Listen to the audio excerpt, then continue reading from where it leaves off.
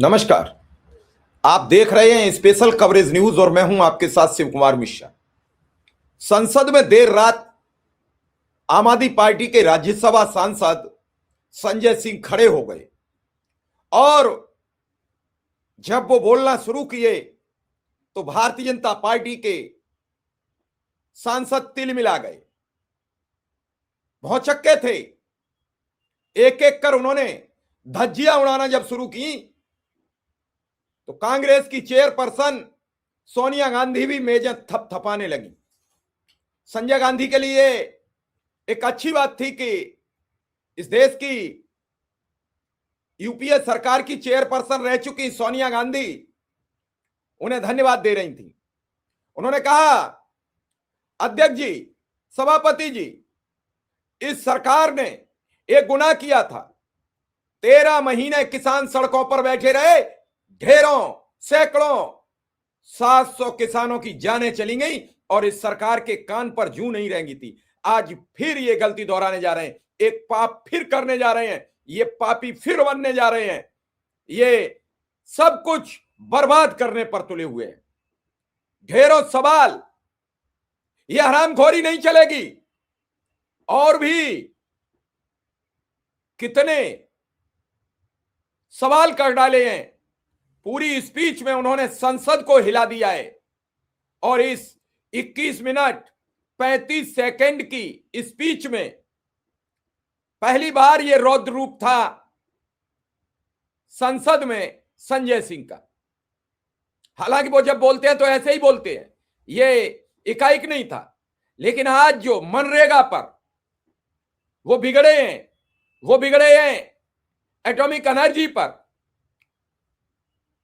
तो संसद भी देखती रह गई। बड़े बड़े सीनियर सांसद थे, उनकी स्पीच सुन रहे थे, ध्यान से सुन रहे थे। सोनिया गांधी बार बार मेजें थपथपा रही थी, बैठी थी आधी रात पर। मल्लिकार्जुन खड़गे ने तो भाषण ही आधी रात पर आकर दिया। क्या हो गया है? क्यों आवश्यकता पड़ी है आधी रात, देर रात ये बिल पास कराने की? क्या जरूरत पड़ी है ऐसी? बड़ी हैरान कर देने वाली ये समस्या है और बड़ी हैरान कर देने वाली ये स्पीच है। तो सुनिए संजय सिंह की स्पीच। उससे पहले आपसे एक दरख्वास्त, चैनल को सब्सक्राइब करना मत भूलिए, हमें ज्वाइन भी करते रहिए ताकि हमारी आर्थिक मदद होती रहे। आपकी छोटी सी मदद हमारे इस चैनल को संबल प्रदान करेगी। तो सुनिए संजय सिंह की ये जोरदार स्पीच। धन्यवाद मान्यवर, आपने इस महत्वपूर्ण बिल पे मुझे अपनी बात कहने का मौका दिया।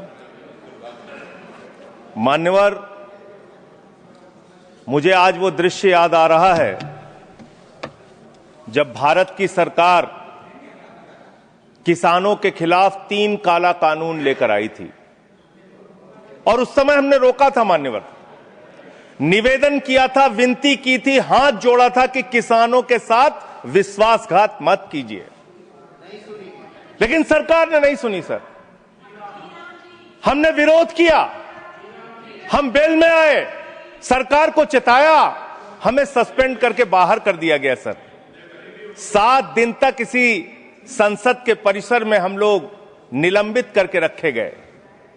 सरकार ने हमारी बात नहीं सुनी। 1.5 साल तक किसानों ने सड़क पे धरना दिया और 750 किसानों ने अपनी शहादत दी। संजय जी, उसके बाद बिल पर बोलिए। वो उसी पे बोल रहे हैं सर, इसी पे बोल रहे हैं, इसी पे बोल रहे हैं। इस देश का किसान, बोलिए, इस देश का मजदूर, इस देश का अन्नदाता। सर, आपका चेहरा आ रहा है, मेरा भाषण मेरा चल रहा है, चेहरा आपका आ रहा है। आपका इस देश का किसान, आपका आ रहा है, आपका आता है। इस देश का मजदूर, इस देश के करोड़ों लोग सड़कों पर उतरे, उनको खालिस्तानी कहा गया, पाकिस्तानी कहा गया, गोलियां चलाई गई, लाठियां चलाई गई, बड़े बड़े कील गाड़ दिए गए सड़कों पे। और 1.5 साल के बाद प्रधानमंत्री जी एक दिन प्रकट होते हैं, कहते हैं मेरी तपस्या में कमी हो गई, हम कानून वापस ले रहे हैं। आज मैं आपसे कहना चाहता हूं मान्यवर, यह ऐतिहासिक भूल आप करने जा रहे हैं, ये गुनाह और पाप आप दोबारा करने जा रहे हैं।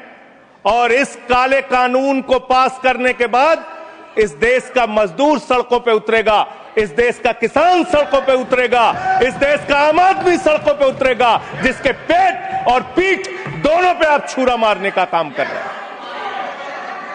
ये मैं कहना चाहता हूं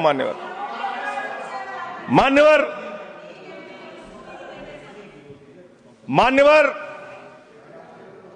ये बिल किस मंशा और उद्देश्य के तहत लाया गया है? इस बिल को आपने कह दिया जी राम जी बिल है, जी राम जी बिल है।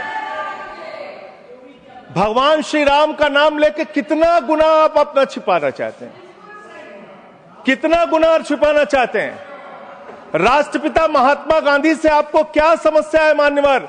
अरे वो राष्ट्रपिता महात्मा गांधी इतने महान है, इतने महान है, इतने महान है कि दुनिया के 80 देशों में उनकी प्रतिमा लगी हुई है मान्यवर, 80 देशों में।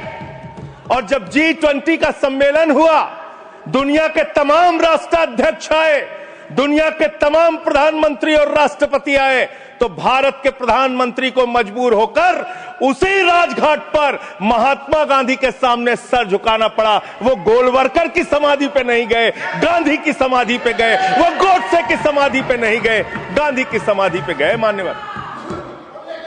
मान्यवर, राष्ट्रपिता महात्मा गांधी जो राम राज्य की कल्पना करते थे, राष्ट्रपिता महात्मा गांधी जो रघुपति राघव राजा राम का पाठ करते थे, राष्ट्रपिता महात्मा गांधी जो भगवान श्री राम के सच्चे भक्त थे। और याद रखिएगा मान्यवर, इस सरकार को आपके माध्यम से कहना चाहता हूं, भगवान को अपने भक्त से बहुत प्यार होता है। आज भगवान श्री राम आपको श्राप दे रहे होंगे कि तुम हमारे भक्त को अपमानित कर रहे हो, तुम अपने भक्त को, तुम हमारे भक्त को अपमानित कर रहे हो। भगवान श्री राम आपको जरूर श्राप दे रहे होंगे मान्यवर, मैं शिवराज सिंह जी चौहान कृषि मंत्री जी को अटल जी के एक घटना से याद दिलाना चाहता हूं, राम के नाम का महत्व। एक उनके प्रतिद्वंदी ने बयान दिया मान्यवर, राजनीतिक प्रतिद्वंदी ने, उस प्रतिद्वंदी ने कहा अगर अटल जी को पूजा करनी है तो मेरी पूजा क्यों नहीं करते, मेरे नाम में भी राम लिखा हुआ है।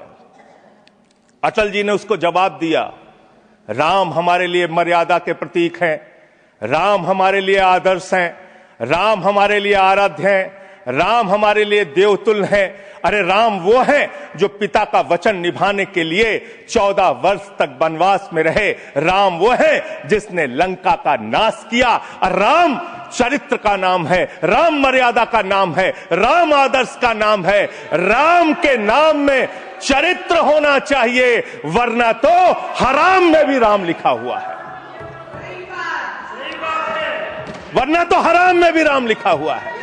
इसलिए राम का नाम लगा लेने मात्र से आपके गुनाह नहीं छिप जाएंगे।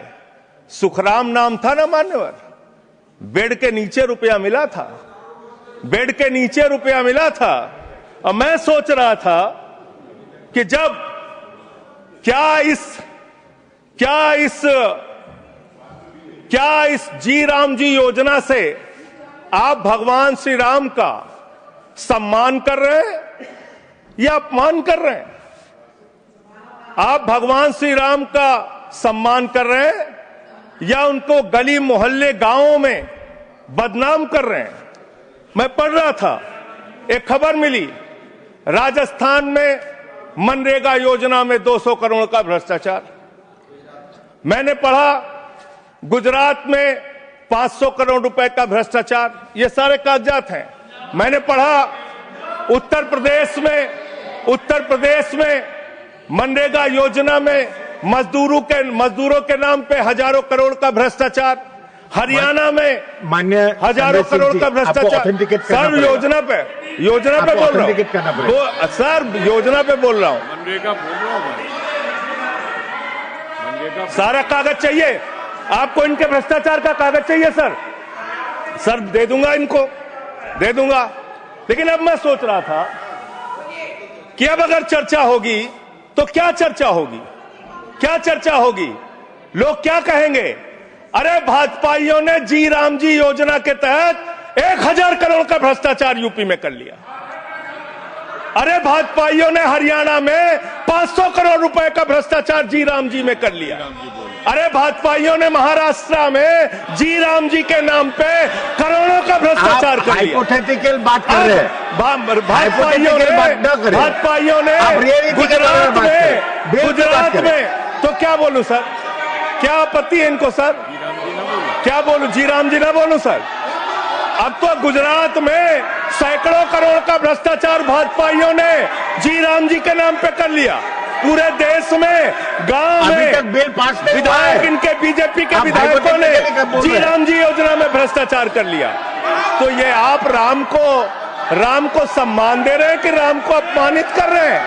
आप राम को अपमानित कर रहे हैं। अरे बैठ जाओ, चंदा चोरी की है तुम लोगों ने। बैठ जाओ, चंदा चोरी की है तुमने भगवान श्री राम के नाम पे चंदा चोरी की है। बैठ जाओ, में नहीं जाएगा। बैठ जाओ। It's not going on. मान्यवर देखिए, हमारा समय खा रहे हैं सर ये लोग। मान्यवर, एक लाइन मुझे याद आती है, लाइन याद आती है इस बिल को पढ़ने के बाद।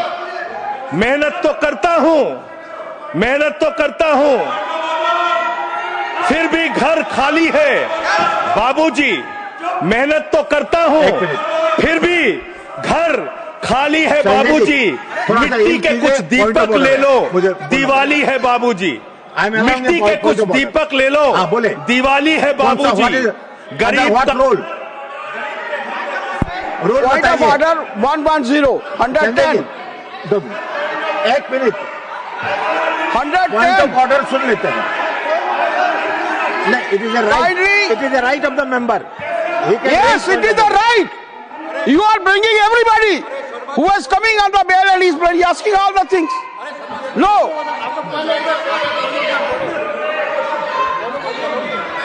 आप अंडर व्हाट रूल? अगर बिल के साथ या बिल से रिलेटेड नहीं है वो रिकॉर्ड में नहीं जाएगा। तब मैं यही कहना चाहता हूं, kindly refer the scope of the debate. He is crossing, Honorable Vice Chairman Sahab, he is crossing all the limits. There is no mention either he should speak against the bill or in favor of the bill. पहले उनको मान्यवर बैठिए, either he should speak in favor of the bill or he should speak against the bill. He is not speaking against the bill, he is speaking against the Ram. How you can expect that we will agree to it? Role बताइए, role.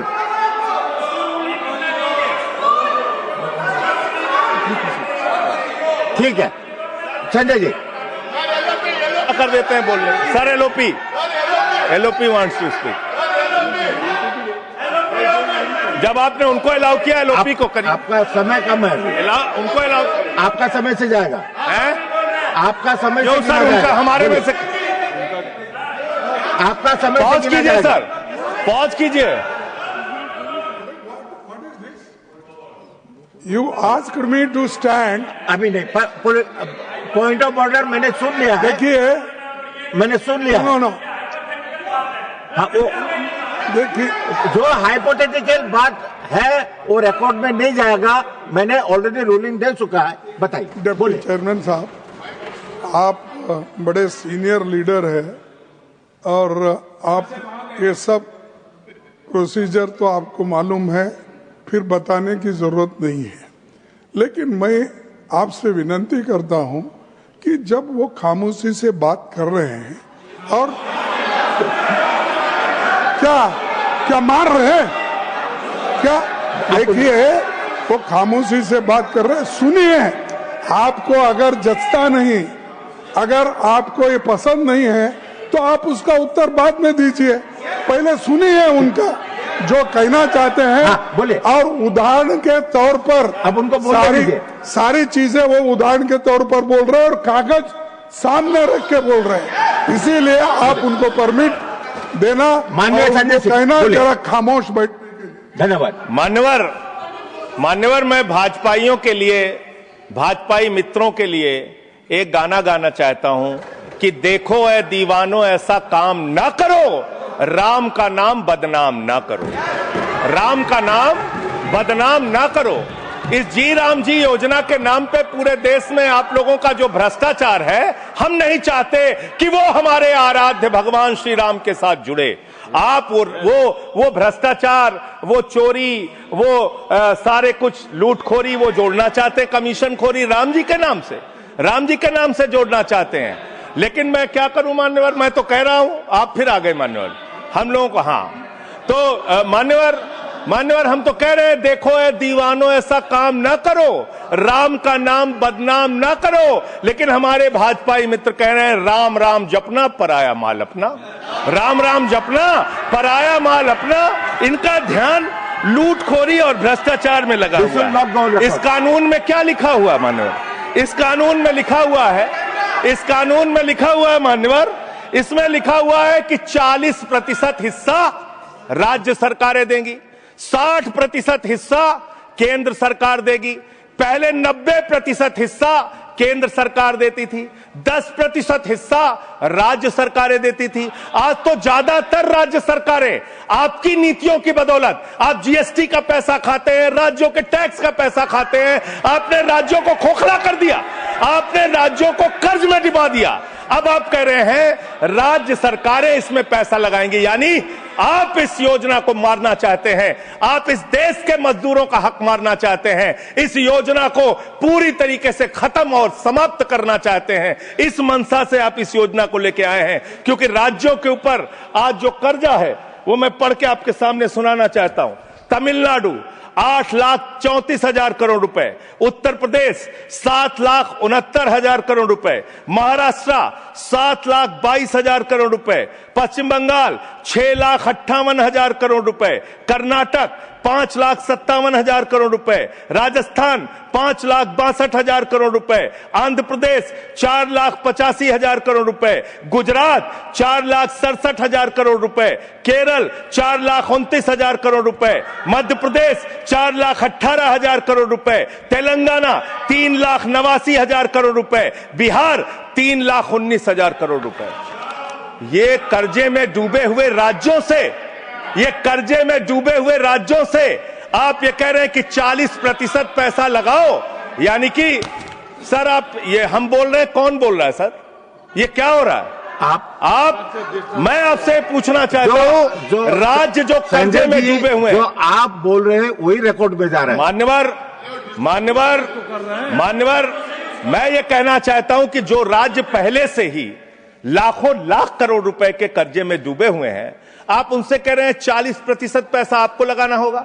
आप इस योजना में कह रहे हैं कि आप एरिया तय करेंगे, एरिया आप निर्धारित करेंगे कहां पे ये आपकी स्कीम लागू होगी या नहीं लागू होगी, इसको आप तय करेंगे। ये कितने 125 दिन की आप बात कर रहे हैं मान्यवर, आंकड़ा उठाकर देख लीजिए, मंत्री जी यहां पर मौजूद हैं।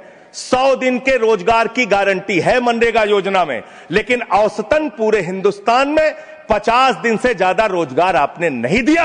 आपने मजदूरों के साथ धोखा करने का काम किया। और आंकड़े ये बताते हैं कि आपका जो बजट का निर्धारण होता है 12 करोड़ लोगों के लिए 267 रुपए के हिसाब से अगर आप मजदूरी निर्धारित करते हैं तो करीब करीब 3,13,000 करोड़ रुपए बनती है। आप उसके लिए 86,000 करोड़ रुपए का बजट रख रहे हैं, यानी कि मंशा आपकी शुरू से स्वयं यही है कि आप इस योजना के तहत लोगों को काम नहीं देना चाहते हैं, मजदूरी नहीं देना चाहते हैं। लेकिन मजदूरों के हक में मजदूरों की आवाज उठाने वाले लोग देश भर में संगठित हो रहे हैं। ये आप दूसरा अपराध करने जा रहे हैं। मैं आपको कहना चाहता हूं, आपके माध्यम से इस सरकार को चेतावनी देना चाहता हूं। कौन सी हक की लड़ाई लड़ रहे हैं महराज मलिक, जो हमारा विधायक है जम्मू कश्मीर का, वो जमीन के हक की लड़ाई लड़ रहा था, मजदूर के हक की लड़ाई लड़ रहा था। आपने उसको पीएसए का कानून लगा के जेल में डाल दिया।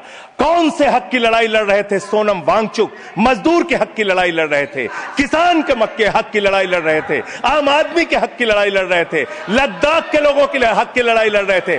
उस सोनम वांगचुक को, जो एक पढ़े लिखे प्रतिष्ठित व्यक्ति हैं, उनको आपने पकड़कर जेल में डालने का काम किया। आप पूरे देश में जबरदस्ती मामला है जी, तो ये रिकॉर्ड में नहीं जाएगा। क्यों नहीं जाएगा सर? क्यों नहीं जाएगा सर? मजदूर के लिए लड़ने वाले क्यों नहीं जाएगा? मैटर जो सर, है क्यों नहीं जाएंगे? वो रिकॉर्ड में नहीं जाएगा। आगे बोले सर, आगे बोले सर, मैं इस अवसर पर पंडित राम नरेश त्रिपाठी जो हमारे सुल्तानपुर के हैं उनकी एक कविता पढ़ना चाहूंगा। ना मंदिर में, ना मस्जिद में, ना गिरजे के आसपास में, ना पर्वत पर, ना नदियों में, ना घर बैठे, ना प्रयास में, ना कुंजों में, ना उपवन में, शांति भवन या सुख निवास में, ना गाने में, ना बाने में, ना आशा में, ना ही हास में, ना छंदों में, ना प्रबंध में, ना अलंकार, ना अनुप्रास में, खोज ले कोई राम मिलेगा दीन जनों की भूख प्यास में। खोज ले कोई राम मिलेगा दीन जनों की भूख प्यास में। आप दीन जनों को भूखा रख के, उनकी मजदूरी छीन के, उनके हाथ का काम छीन के, उनका रोजगार छीन के, आप चाहते हैं उनके पेट पे लात मार के, आप चाहते हैं कि आप सिर्फ इस योजना का नाम बदल देंगे, इस योजना का नाम बदल देंगे तो पूरे देश में आपका महिमा मंडन हो जाएगा। अब आपका ये नकली काम इस देश के अंदर चलने वाला नहीं है। पूरा देश आपकी सच्चाई जान चुका है। मान्यवर, पिछले दिनों मैंने पदयात्रा शुरू की थी अयोध्या से लेकर सरयू से संगम तक। अयोध्या में किसान आए हमारे पास, बहुत सारे किसानों ने आकर कहा किस तरीके से अयोध्या के अंदर किसानों की जमीनों का कब्जा किया जा रहा है प्रशासन के द्वारा, भारतीय जनता पार्टी की सरकार के द्वारा। वहां पर किसानों के ऊपर लाठियां चला के, गोलियां चला के, बुलडोज करके उनकी जमीनें औने पौने दामों में ली जा रही है। मान्यवर, औने पौने दामों में उनकी जमीनें ली जा रही हैं। और वो जमीनें मान्यवर वो जमीनें जो ली जा रही हैं किसानों से, वो जमीनें बड़े बड़े बिल्डर को बेची जा रही हैं, बड़े बड़े बिल्डर को बेची जा रही हैं।